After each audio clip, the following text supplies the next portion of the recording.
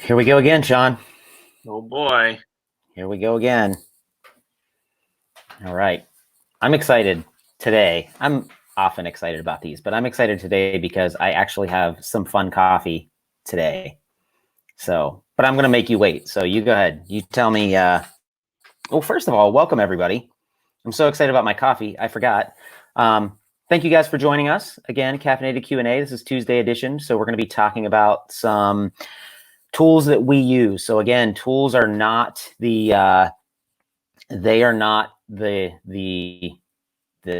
meat, so to say, but they will definitely, we use them to help us be more efficient, to help us stay more organized, things like that. So thank you for joining us. We'll be talking about that for a few minutes and then we'll be taking your questions. So think hard about questions. Everyone benefits when there are questions from you guys. So listen hard, think hard, give us some questions. So before we even talk about our tea, I'm going to talk about our email. Sean, can we talk about our email? Go for it. Do you want to talk about what happened with our email that was supposed to go out yesterday morning? Be nice. Josh is touching a nerve that was touched yesterday. So we'll be gracious about it. So the platform that we use to send out emails, when you sign up for them, is doing their job and making sure that we don't spam people that we aren't allowed to be spamming. Well played. They flagged our account they had to run like this compliance check, which of course wasn't flagged until we went to send out the email. And but we passed our compliance check. We know that they know that we're not like selling your emails for other people to spam you crazy information there. So that's why we didn't have an email yesterday. We weren't allowed to send anything out. But we still may send it out today just because there were some good resources in it. Some that I know that I've really liked. So look for that later date. But every Monday morning, hopefully, we send out an email just kind of recapping last week's shows and prompting you about what the coming week we'll talk about. We also include some really cool resources.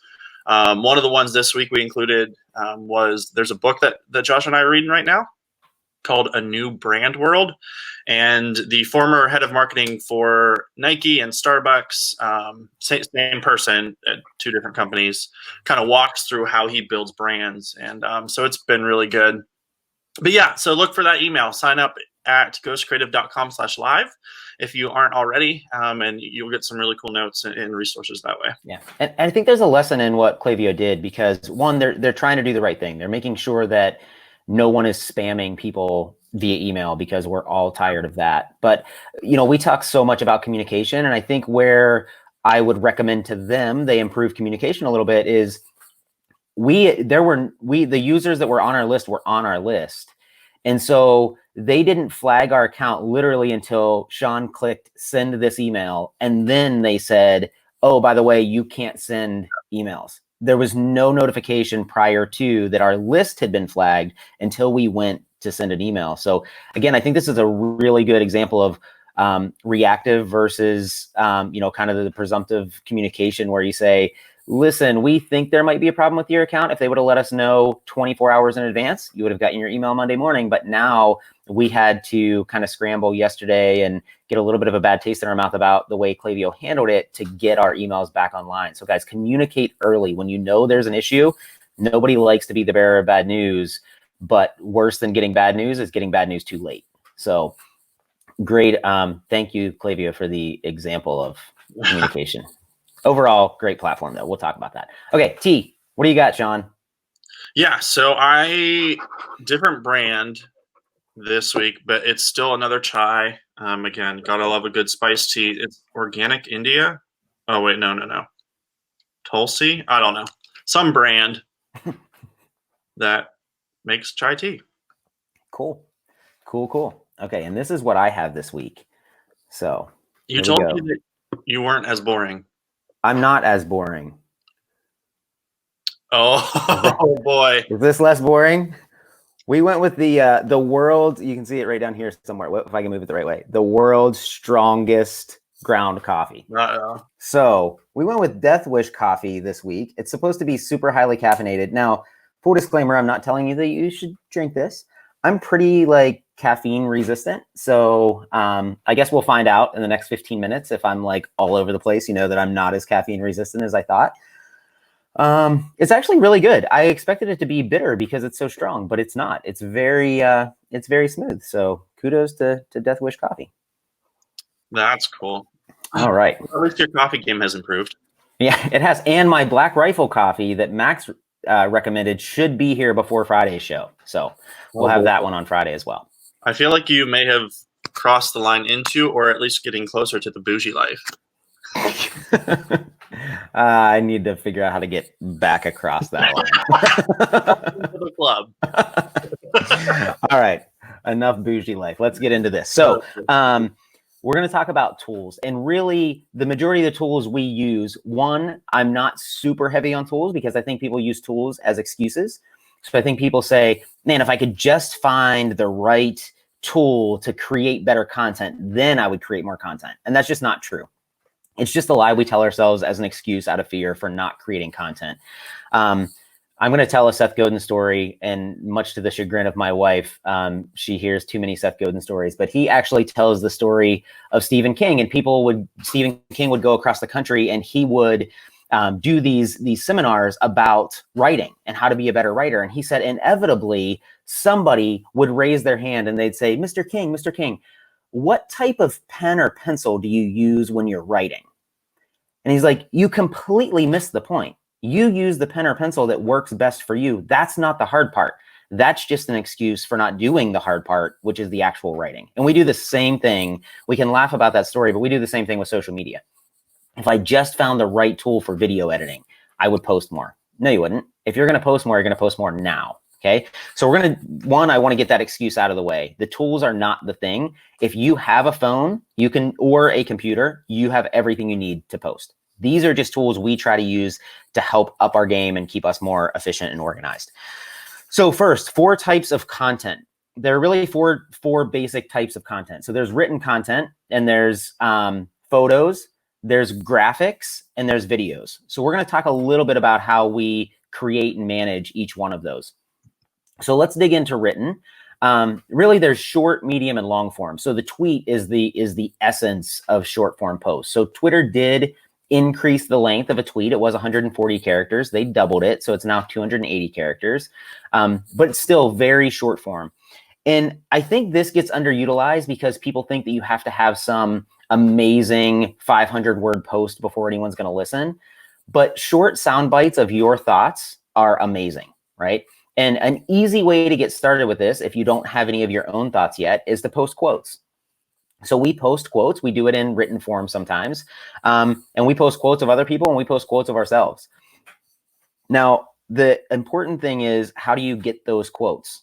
And for me, I love the written word because it's something you can do on your own, in your quiet place, and that really helps you drive out these thoughts that will turn into content. So if you're just going to sit down and say, I'm going to come up with quotes, that's not how it happens. It happens through creating content, through writing, and then you take an excerpt of what you wrote and put it into a quote. Okay, but this written form stuff, I think the biggest, so there's the short form, there's the medium form, the 300-word Facebook post, and then there's the long form, the 2,000-word blog post. And you can find articles will say blogging is the only way to go. The short form Facebook posts are the only way to go. The way to go is what is most comfortable for you. It all works if you do it, and you do it consistently. The biggest thing for me, the biggest takeaway I would give you guys for me in terms of tools we use is I use notes on my phone and my computer. So I'm an Apple person. And the reason I use it is because when I have a thought, when I have an idea, I want to capture that no matter where I am. So if I'm riding in an Uber, I want to be able to capture that thought on my phone. If I'm sitting at home, I want to be able to capture that thought on my computer. But with written stuff, and this is a consistent message you'll hear from a lot of people, you have to have a means to capture the thought when it comes, because you will think you're going to remember that idea, that post later, and you are not. So capture that idea, whether it's a little notebook you're carrying around, whether it's notes on your phone, whether it's a, Google Docs, whatever, you have to be able to capture those thoughts whenever and wherever they come up. Okay. The next thing, so that's the thing with written word, just write. just right. You're going to critique it over and over and over again, just right. Okay. The second one is photos. Now, admittedly, if you follow me on social media, you'll realize that I am bad with photos. My wife is amazing at this. I am horrible at it. And so I'm not going to sit here and talk to you guys like I know how to create incredible photo content online, because I just don't. But what I would say is your phone is more powerful than cameras from 5 years ago. So if you're using the excuse that you can't take good photos, then again, it's just that, it's an excuse. So take photos, capture your life. I think at one point, Sean, we should have my wife on the show. She's sitting here, so I'll see if she frowns or smiles, but to talk about some more content creation, because she's really good at that stuff and I don't think takes enough credit for it. So yeah, photos, just use your phone, capture the photo. Instagram is a great place if you're not into photo editing. Instagram, you can throw filters on there. It's kind of what they became famous for. So the next one, this is one of my favorites that I am going to dig into, is graphics. Now, if you've looked at much of our content, the content that we're putting out to promote the show, we put a lot of graphics out. So it's kind of a combination of a photo and a graphic together sometimes. But the tool for this is Canva. Canva is absolutely clutch when it comes to creating graphics. If you haven't used Canva, sign up for an account. It's free, canva.com. We are not an affiliate, but we are a user of the platform. And what Canva has is thousands of templates for anything you can imagine, from creating a financial report to creating a poster to hang up in your business, to creating a Facebook post, to an Instagram post, to a LinkedIn header photo. And they have all the templates there, not just the size, not just sized right, but also with samples, thousands of samples of graphic design already done for you. And you can just go in and change the colors and move things around how you want.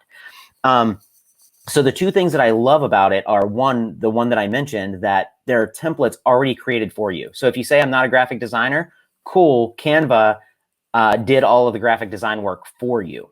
Okay. And again, the account is free to sign up for. The second thing I love is, and you'll see this when you go in, if I go in and I create an Instagram post, like we do for this show, create an Instagram post, and then we need another Instagram post for the show next week. It works like a document where I can just take my previous one and make another page that looks exactly like that, and I can just alter it.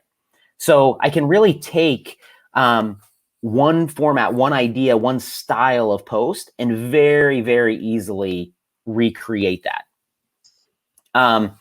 So Canva, again, if you're not using Canva and you're doing graphics, you are either a graphic designer or you're missing out on Canva. Lastly, video. So we post a decent amount of video. Again, in terms of capturing video, your phone is all you need. The video quality on your smartphone is plenty good enough. And if you think the quality is not good enough, then I would say that, again, you're just making excuses for not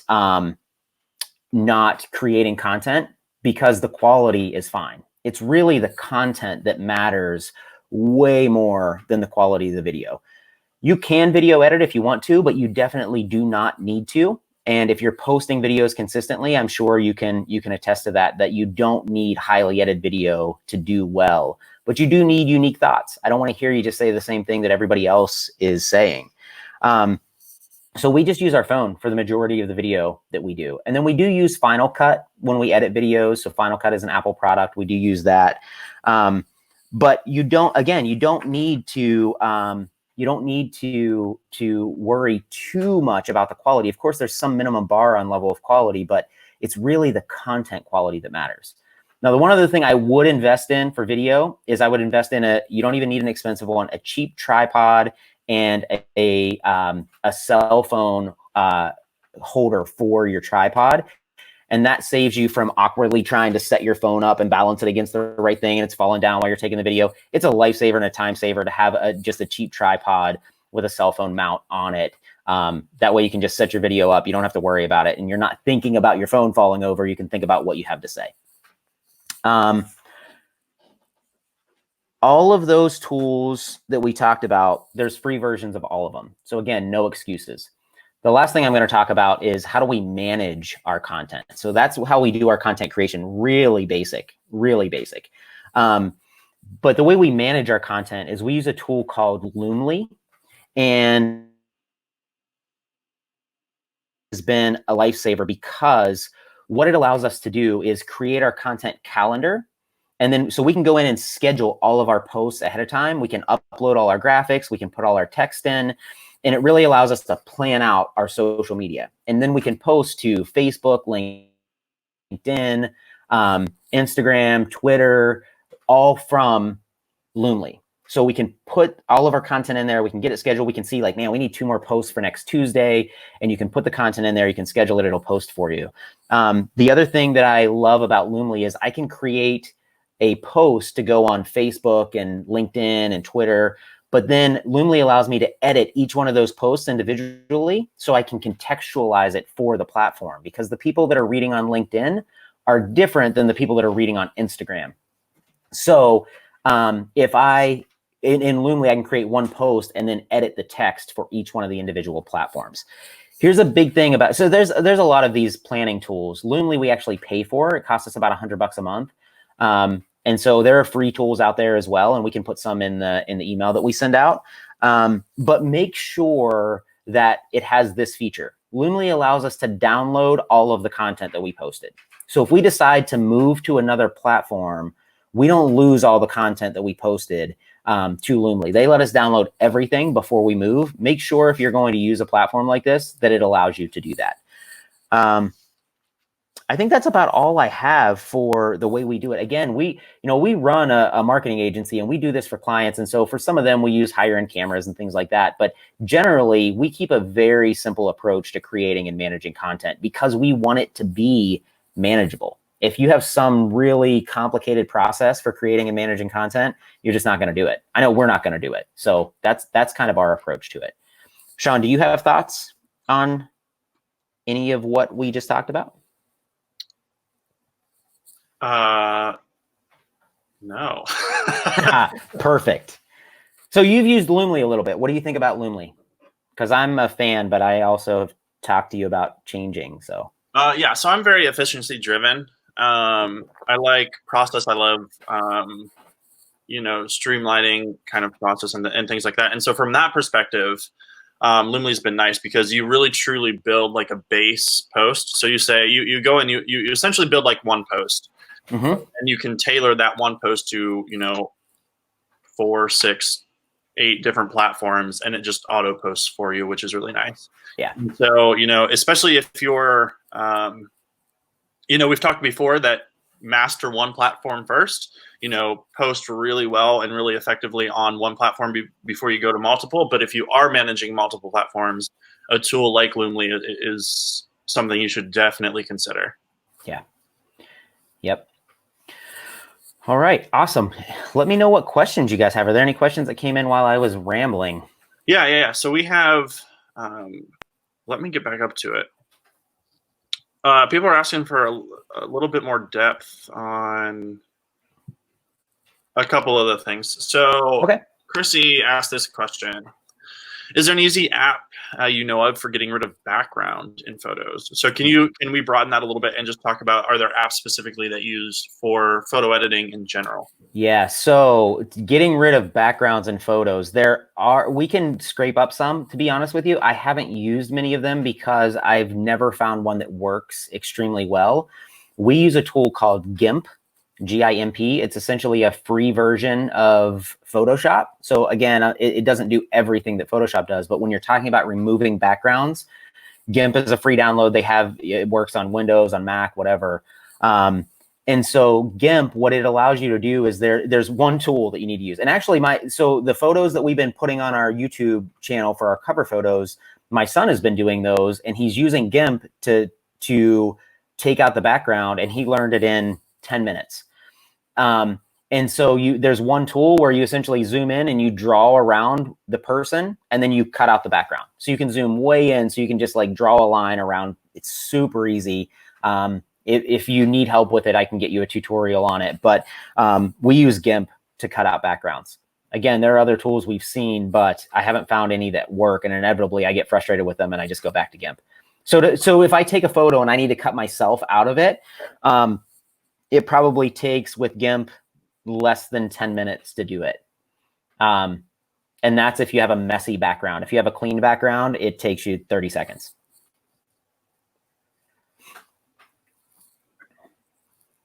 Cool. What else we got? Yeah, that's a good question.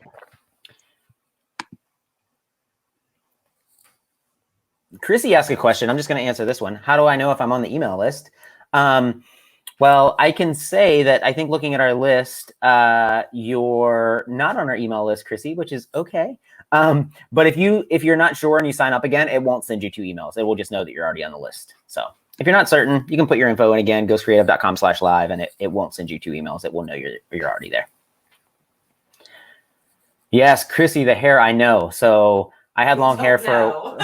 No, I don't know about your hair being that curly, but I'm saying when I had long hair and I would take photos of myself, cutting it out is a mess. And here's what you'll realize. When you zoom in really closely on photos, even professionally done, photoshopped photos of people with curly hair, around the curly hair, it is not clean.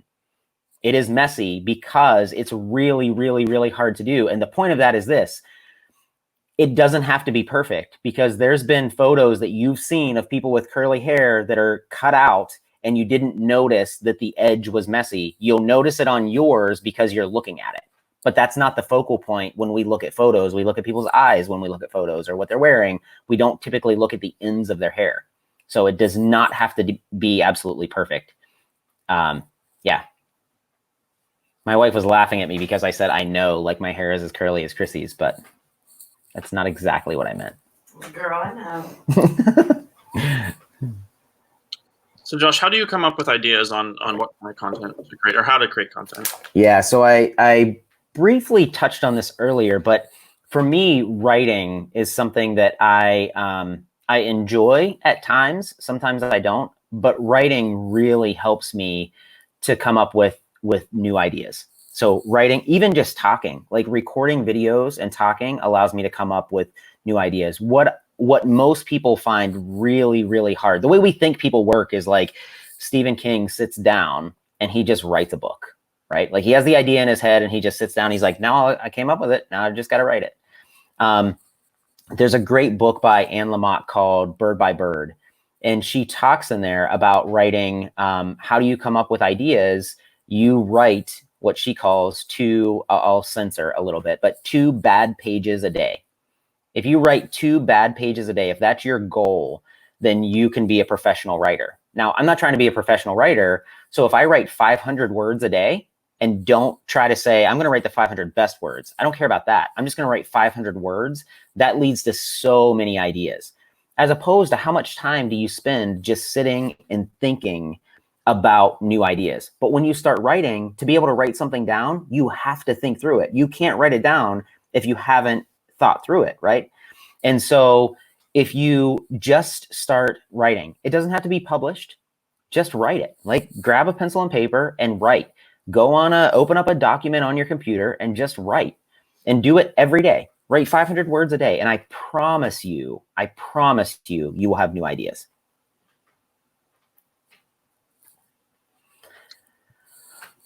Yeah, Oh, the question came in, and yeah, that's a good question.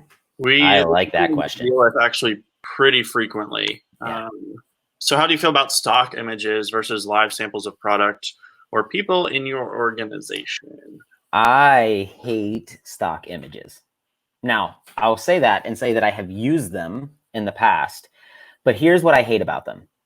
If you're an organization that is focused on people, you have to put your people in the photos, because when I show up and I meet with you, so let's use a store, for example, okay?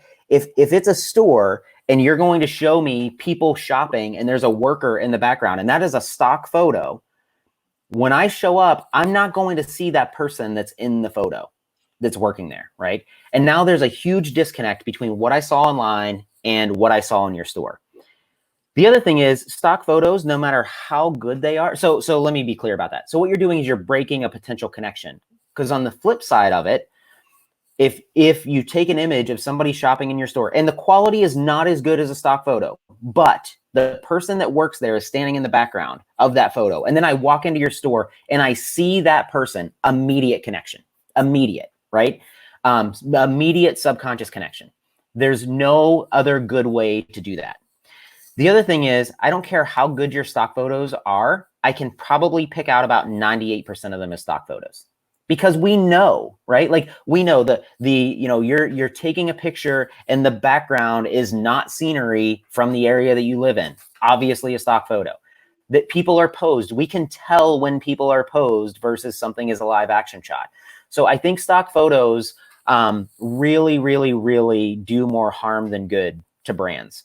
And now we're getting into stock video. There's a lot of companies out there that are putting out stock video. I dislike it just as much as stock photos.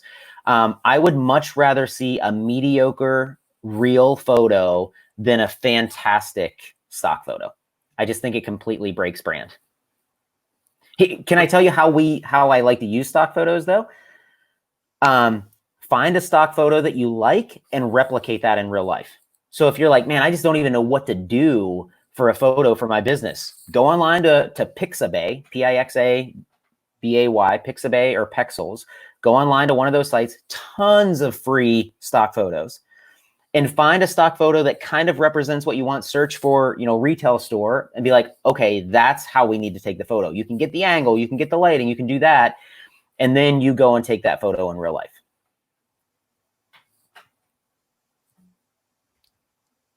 Yeah, that's good. Cool.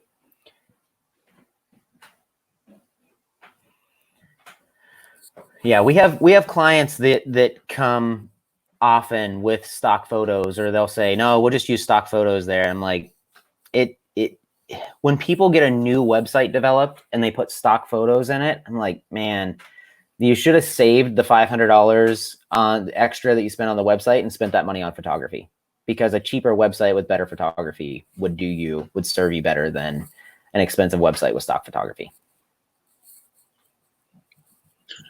Yeah. Cool. All right, I think that kind of wraps up. I saw there was something else in there, Sean, that somebody had said about Canva, needing more training on how to use Canva effectively. If that's something you're interested in, let us know in the chat, and maybe we can put together something that's more of a detailed tutorial about Canva, because it is a super powerful tool. It's also changing pretty often, so they've made a lot of upgrades to it over the past couple of years. But I think we could probably throw together like a quick webinar to talk about how to use Canva. Yeah, sounds good. Cool. All right. Anything else? Anything else from you guys? No, we good? Everybody's quiet today. Sean's quiet. That's weird. Ideas that came through in the chat, though. All right. My wife's telling me there's lots of good ideas that came through in the chat. So I will not awkwardly read through all of them while I'm on the video, but I will take a look at them afterwards and reach out to you guys. All right, cool. Sherry's saying she would like a tutorial on Canva too. So we can definitely, we'll get something scheduled and let you guys know when that's happening. Cool. So I hope this was helpful, guys. Let us know if it was. Also, please let us know if it wasn't. We're good with feedback either way. So Friday, we will be talking to the owner of Lolly. She's been doing some awesome stuff through the whole pandemic. And I'm excited to talk to her about kind of how she's thinking about all of this stuff and how she's moving forward. So that's going to be on our Unfiltered Friday, this Friday, 9 a.m. on Facebook Live. So what is Lolly? Why are you asking me that, Sean? No, I know what it is, but I can't explain it to females in the crowd. So they sell women's clothing. It's clothing, yeah. And so I think what's really interesting about... Oh, my wife is telling me everyday couture clothing. I don't know what that means, but that's what she's telling me. Cash couture. So what her name is Sarah. And what's really fascinating about her story is she had a brick and mortar shop, and everyone, correct, isn't able to use that too much until just recently, but kind of through Corona, had to transition, of course, online and has seen incredible success with it. And so it'll be really interesting to hear from someone who really has navigated the process of, here's my brick and mortar store, and now I have to shift to kind of an e-commerce, business model. Yep. And so if that's you, if you want to find out more about that, Sarah's really going to be able to offer some insight into that. So it's going to be really good. Yep. Awesome. All right, cool, guys. Well, again, sign up for the email at ghostcreative.com/live. We'll be sending out some resources that we talked about here, and join us Friday at 9 a.m. For our Unfiltered Friday with Sarah from Lolly. Awesome, guys. Thank you so much. Again, we appreciate it so much that you guys show up and listen to us ramble, and we hope you're getting value. We'd love some feedback on the show. Let us know what you think, and if there are topics you want to hear, definitely let us know. Like this idea that you guys want more info on Canva, that's incredibly helpful, because this show, we're trying to create it for you guys. So if we know what you want and what you're struggling with, that helps us define what kind of content we're going to talk about. So we're not just talking about random stuff. So guys, have a great day. Enjoy your Tuesday, and we will see you Friday morning. Thanks, guys.